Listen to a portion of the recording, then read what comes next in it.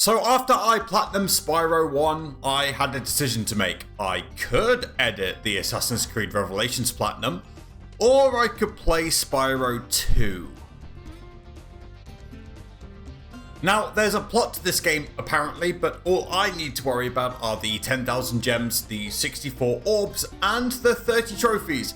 And my aim to do this is to 100% each level as it comes. Except I can't do that for the first 2 levels because they're payable by this guy, Moneybags. And these won't be the only levels where that's the case. But apart from that, my aim is to one-shot the levels that I can, meaning getting all the gems, all the orbs, and the trophy associated with each level. After speeding through Glimmer and Summer Forest, I head to Colossus, where I headbutt a goat using Spyro's head for using your head. I reward myself with a couple of calm, relaxing games of ice hockey. I unlock the swimming DLC from Moneybags and head to Idle Springs. Once there, I feed this idol some not red fish for bad sushi. By the way, if anyone knows how you're supposed to know the solution to this glowing puzzle, let me know, because I just guessed and eventually got it right through sheer force. I then unlocked Aquaria Towers, aka Moneybags DLC. The underwater controls were nowhere near as clunky as I thought they were going to be. It was a pretty pleasant surprise, I'm not gonna lie. I completed the level and unlocked the Super Flame ability, which allowed me to go back and destroy every RoboShark that ever wronged me for Lockjaw. Once that was done, it was time for Ocean Speedway, the first and, surprisingly, hardest of the speedways in this game, in my opinion. Once completing it, and it did take me a few attempts, I used the Flame Breath on every spectator for warm up the crowd. Just as a side note, there's a hidden orb challenge in every speedway. Easily the hardest orb challenges to find, and they're all some of the most challenging quests in the entire game. Next up, Hurricanes. Very simple, I just had to charge through every shiny spinny robot for Exterminate. With that out of the way, it was time to take on Crush, who is a laughably easy boss. When he's blue, you just jump over his attacks. When he's red, you just dodge his attacks left and right, and then flame him when he has no aura. I defeated him without fodder for Conservationist 1. Autumn Plains is the second hub world, and it's time to unlock another Spyro ability by buying the Climbing DLC from Moneybags. Before doing any backtracking though, I completed a long glide to the orb here for long distance. I then went back and 100%ed the levels that I previously couldn't. In Summer Forest, I did the gliding tutorial, which you're supposed to do at the very beginning of the game for, well, you might as well. In Glimmer, I then lit 6 lamps in 15 seconds for Hypersonic, and to be quite honest, this is a hard one for the first level of the game. The timing is very tight. And finally, in Sunny Beach, I got access to this turtle saving orb quest, and I had to complete them both by only headbutting them for Rescued.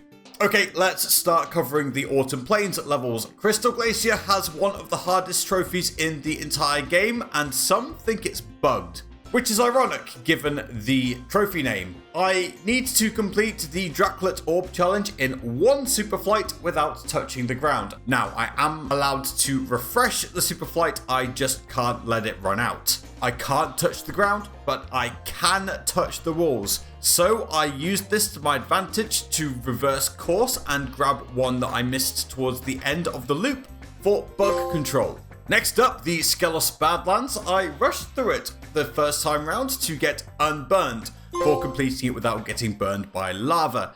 And it's a good job I did do it this way and not try and complete everything in one go, because I died 3 times to the lava when cleaning up the level. In Ocean Speedway, I forgot all about this trophy and didn't do it on my first successful clear. What you're supposed to do is kill all the birds first, but I did the bungee jumpers at the same time to save time. I did it the second time round though, for bird is the word. I parted with some of my hard-earned gems to buy more Moneybags DLC, aka Zephyr. I used this cannon to kill a TNT thrower for not cannon. Let the record show, there's a far easier target right over there though. Also, the cow herding and plant growing make this the most tedious level in the entire game, and no, I will not hear otherwise. Time for an Aladdin level, aka Scorch. The orb challenge towards the end requires me to chase Bob the flag bearer around to return some flags. The trophy wants me to do this without getting hit. This is a 5-star mission, but it's stupidly easy. The green flashy bombs have super short range, so all I had to do was wait them out. But I did get it done, and duck and cover was mine. Next up, Breeze Harbor, and one of my favorite orb missions in the entire game is the trolley run. Finally, years of playing Temple Run have not been wasted. This still took me a few attempts because I have old man reactions now, but I did get a clean run in for Trouble No More. I sped through Fracture Hills because I can't 100% it yet, and then it was time to purchase even more Moneybags DLC, aka Icy Speedway. It's a fairly simple trophy though. I just had to charge through the 4 snowmobiles before killing a hand glider. I did the 4 snowmobiles but got confused when the trophy didn't pop, but it did when I defeated my first hang glider for flying high.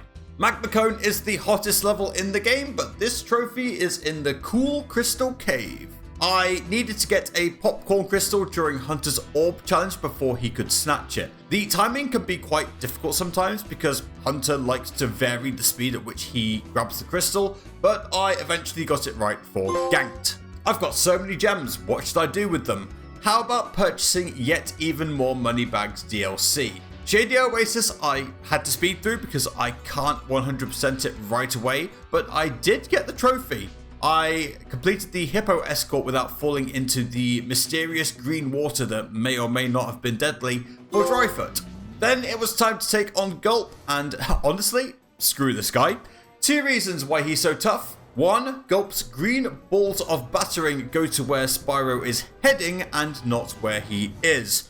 This was obviously super annoying. 2, the trophy for this level requires no fodder to be used. If Sparks goes green after being hit twice, fodder drops down.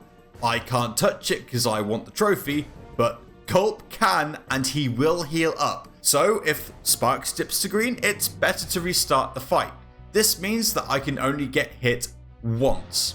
To get round these, all I did was slow Spyro to a walk during the green ball sections to bait Gulp, and tried to fire 2 rockets one after the other to whittle him down quicker and reduce the number of phases in the fight.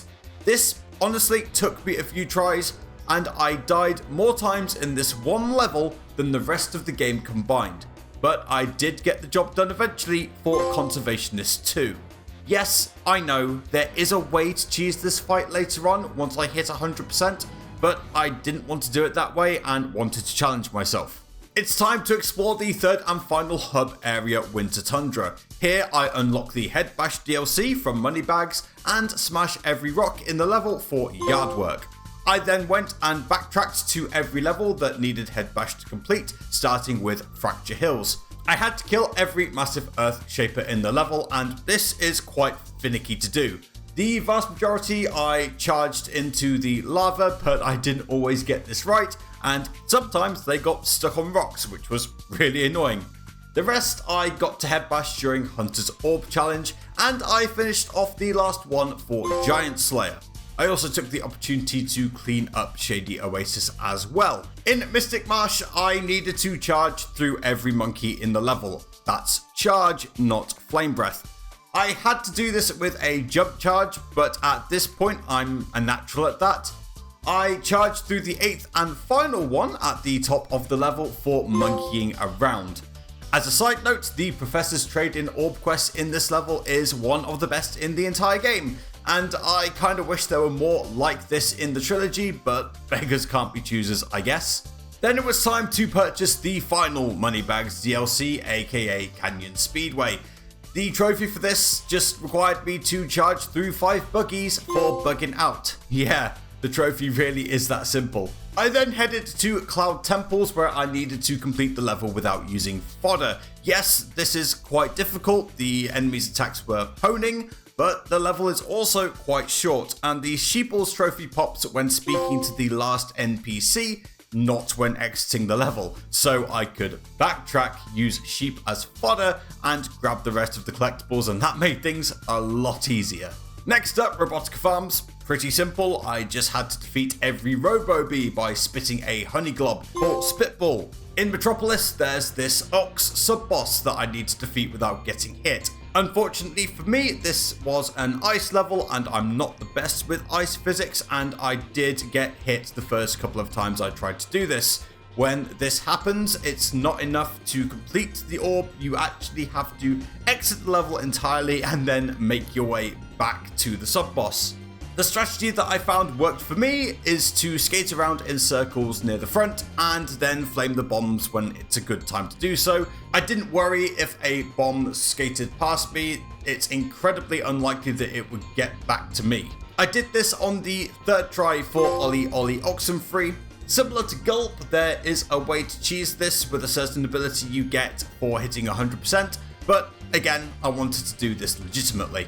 Alright, time for the final showdown versus Ripto.